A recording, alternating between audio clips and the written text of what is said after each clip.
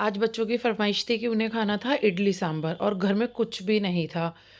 तो मैंने फटाफट से ऑर्डर किया, वो मैं बताऊँगी कहाँ से और कैसे। तो मैंने ये ली थी अरहर की दाल, जिसे कुछ लोग बोलते हैं तुअर दाल।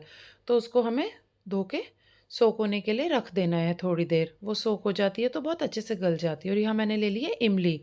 इमली को थोड़ी-सी क्वांटिटी, जैसा कि आपको पसंद हो, खट्टा खाना, खट्टा ज़्यादा पसंद है या कम पसंद है, उसी के अकॉर्डिंग आप थोड़ी-सी इमली को भिगो के रख देंगे। तो भिगो के रखने से क्या होता है, वो अच्छे से सॉफ्ट हो जाती है, फूल जाती है, तो उसका पल्प बहुत ईज़िली बन जाता है। तो मैं यहाँ पे इमली निकाल रही हूँ और ये हो चुकी है बहुत ज़्यादा हार्ड, क्योंकि मैं सारा अपना इस तरह का सामान ना फ्रीज़र में स्टोर करके रखती हूँ।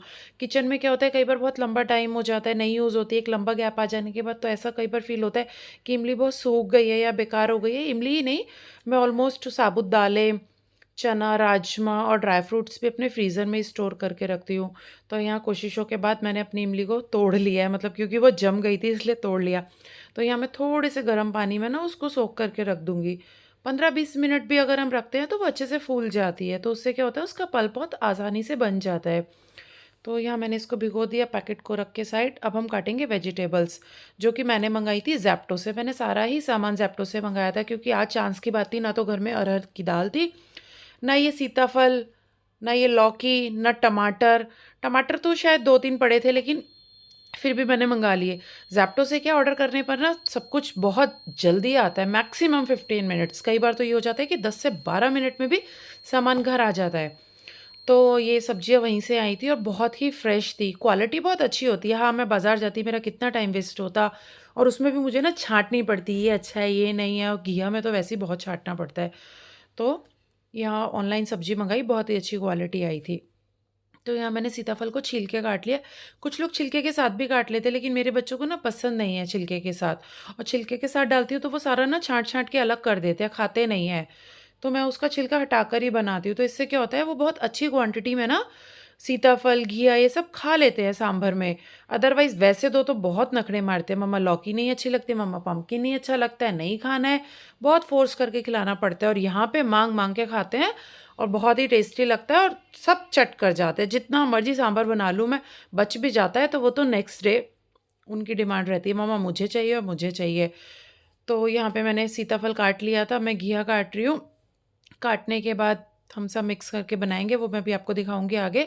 और इसमें क्या होता है, कितनी भी सब्जियाँ डाल लो, मैंने तो सिर्फ़ ये पम्पकिन और घिया ही डाला था, क्योंकि और वेजिटेबल्स मेरे पास थी नहीं और मुझे ध्यान भी नहीं रहा कि मैं और भी मँगा लूँ। अदरवाइज़ आप इसमें बहुत कुछ डाल सकते हो, कैरट भी डाल सकते हो, कुछ लोग तो कॉलीफ्लावर भी डालते हैं। बट हाँ, कॉलीफ्लावर से ना टेस्ट थोड़ा-सा चेंज हो जाता है, वो अपना-अपना टेस्ट होता है कि कुछ लोग ऐड कर लेते हैं। अदरवाइज़ उसकी इतनी नीड नहीं होती। हाँ, आप ड्रम स्टिक डाल सकते हो, ड्रम स्टिक से बहुत अच्छा टेस्ट आता है और सांभर में अच्छा भी लगता है, मतलब वो एक कंपल्सरी पार्ट जिसे कहते हैं ना, वो ऐसा होता है। आप बाहर कहीं भी सांभर खाओगे तो उसमें आपको ड्रम स्टिक्स ज़रूर मिलेंगी, बट मेरे हस्बैंड को पसंद नहीं है तो मैं नहीं डालती हूँ। तो यहाँ मेरी ऑलमोस्ट वेजिटेबल सारी कट हो चुकी है, बस एक टमाटर बचा है, मैं इसे कट कर लूँगी। और कट भी आपको कोई फाइनली चॉप नहीं करने हैं वेजिटेबल्स, क्योंकि उसमें तो सारा इतनी विसिल्स लगाते हैं हम लोग, इतनी सीटी देते हैं कुकर में कि वो सारा मैश हो ही जाता है। और नहीं भी होता तो मैं तो क्या करती हूँ ना, एंड में थोड़ा-सा ना उसको मैश कर ही देती हूँ, ताकि बच्चों को इतनी ज़्यादा वेजिटेबल्स शो ही ना हों, तो वो आराम से खा लेते हैं। तो यहाँ मेरी सब्जियाँ लगभग कट चुकी हैं और अब मैं कुकर में जो मैंने दाल सोक करी थी, तुअर दाल या आप कहो तो अरहर दाल, उसको कुकर में डाल के सारी वेजिटेबल्स उसमें डाल के थोड़ा-सा पानी डालूँगी और हल्दी पाउडर डाल के और थोड़ा-सा नमक भी आप ऐड कर सकते हो। जबकि कुछ लोग ये कहते हैं कि नमक नहीं डालना चाहिए, जल्दी गल जाती है। कुछ लोग कहते हैं नहीं, नमक डालने से गल जाती है। वो सबके अपने-अपने लॉजिक्स होते हैं। किसी को लगता है बिना नमक के जल्दी दाल गलती है, किसी को लगता है नमक डाल के। तो यहाँ मैं सारी सब्जियाँ ऐड करके उसमें थोड़ा-सा गला थोड़ा-सा ख़राब है, वॉइस को इग्नोर करना।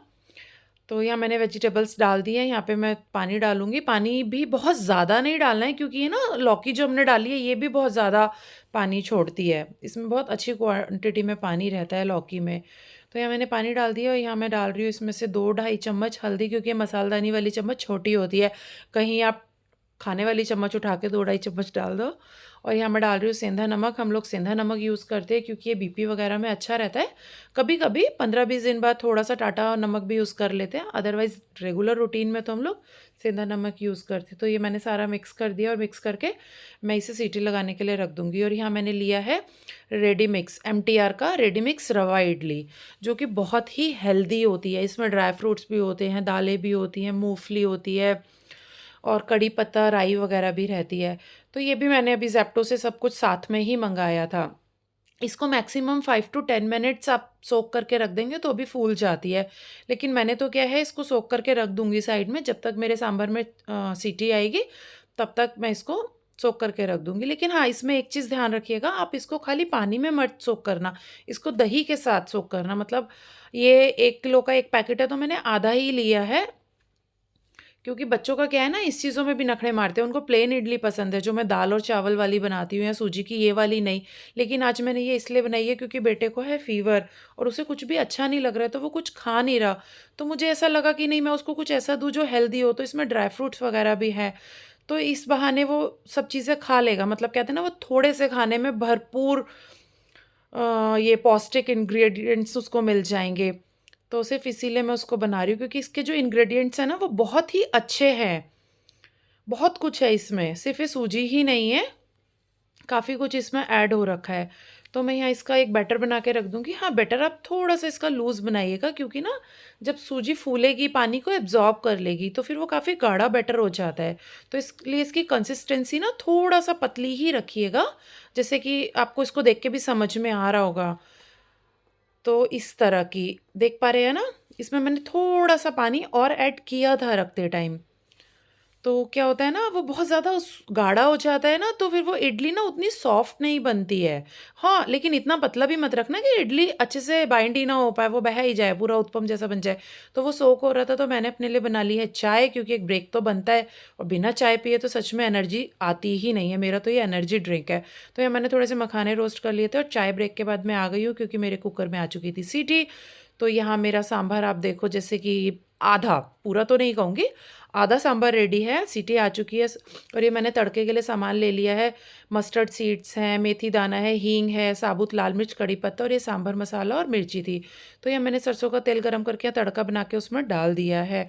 तड़का बना के ना थोड़ी देर उसको आप ढक के ही रखना, क्योंकि अच्छे से कवर करके रखोगे ना, तो उसकी जो सारी खुशबू है ना, वो उसी में एब्जॉर्ब हो जाएगी, बाहर नहीं उड़ेगी। तो यहाँ देखो कितना सुंदर सा मेरा सांभर का कलर दिखाई दे रहा है। देखने में तो ऐसा लग रहा है बहुत टेस्टी है, वो आगे पता चलेगा कैसा बना है खाने के बाद। अभी तो नहीं बता सकती, हाँ, बट लुक वाइज़ तो सच में बहुत यम्मी। और बाकी आप लोग बताना कमेंट करके कि कैसा दिख रहा है। और यहाँ पे मैं इसमें ऐड कर रही हूँ इमली का पल्प। ये मैं सबसे लास्ट में ऐड करती हूँ, क्योंकि इमली वगैरह जैसी चीज़ें ना पकाने के बाद थोड़ा-सा टेस्ट चेंज हो जाता है, तो सबसे एंड में मैं डालूँगी। कुछ लोग इसमें अमचूर भी डाल लेते हैं, कुछ लोग नींबू भी डालते हैं।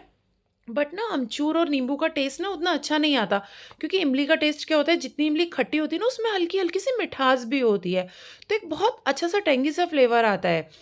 तो आप इमली ही डालना। और यहाँ पे मैं इडली पॉट को अपना कर रही हूँ ग्रीसिंग, क्योंकि ग्रीसिंग करने से क्या होता है, इडली ना चिपकती नहीं है। कुछ लोग डायरेक्ट डाल देते हैं तो वो चिपक जाती है, फिर वो हटाने में क्या होता है, या तो इडली टूट जाती है या आधा वो जो अपना इडली का बैटर है वो सांचे पे ही चिपका रह जाता है। तो मैंने अच्छे से ग्रीसिंग कर ली थी और यहाँ मैं अपना बैटर डाल रही हूँ एक एक करके, वन बाय वन, एक एक उसमें। और मैं ना, इडली का पॉट नहीं है मेरे पास, मैं यूज़ नहीं करती हूँ। मतलब है, शायद कहीं रखा होगा, बहुत टाइम से मैंने यूज़ नहीं किया। मुझे कुकर में बनाना पसंद है, क्योंकि कुकर में क्या होता है, बहुत जल्दी बन जाती है। तो मैंने कुकर में थोड़ा सा पानी डाला है, मतलब आधी पौना कटोरी पानी डाल दिया। और ये इडली पॉट जो था, ये अंदर का जो सांचा है, वो उसी में सेट कर देती हूँ। तो 2 से 3 मिनट में इडली बन के तैयार हो जाती हैं। यहाँ मेरी इडली बनके तैयार हो चुकी है, जैसा कि आपको दिखाई दे रहा होगा, गरम-गरम इडली और इसमें धुआँ आ रहा है। अब देखना, मैंने इसको अच्छे से ग्रीसिंग की थी, तो सिर्फ़ ये स्पून लगा देने ही से ही कितने अच्छे से अलग हुए जा रही है और बिल्कुल भी उसके स्टैंड पे नहीं चिपक रही है। कितना ईज़िली ये एक-एक करके इडली अलग हो गई हैं, ना ही टूट रही हैं, ना चिपक रही हैं। तो यहाँ मेरी इडली तैयार हैं, देख सकते हो कितनी सुंदर लग रही हैं ये। इसमें आपको दिखाई भी दे रहा होगा चना दाल, काजू, पीनट्स, मस्टर्ड सीड, कड़ी पत्ता, बहुत कुछ था। तो ये मेरा सांभर भी तैयार था, तो अब खा के देखते हैं कैसा बना है। तो पहले इसको देखते हैं, देखो कितनी सॉफ्ट बनी है। ओके, बाय बाय, मिलते हैं अगले ब्लॉग में।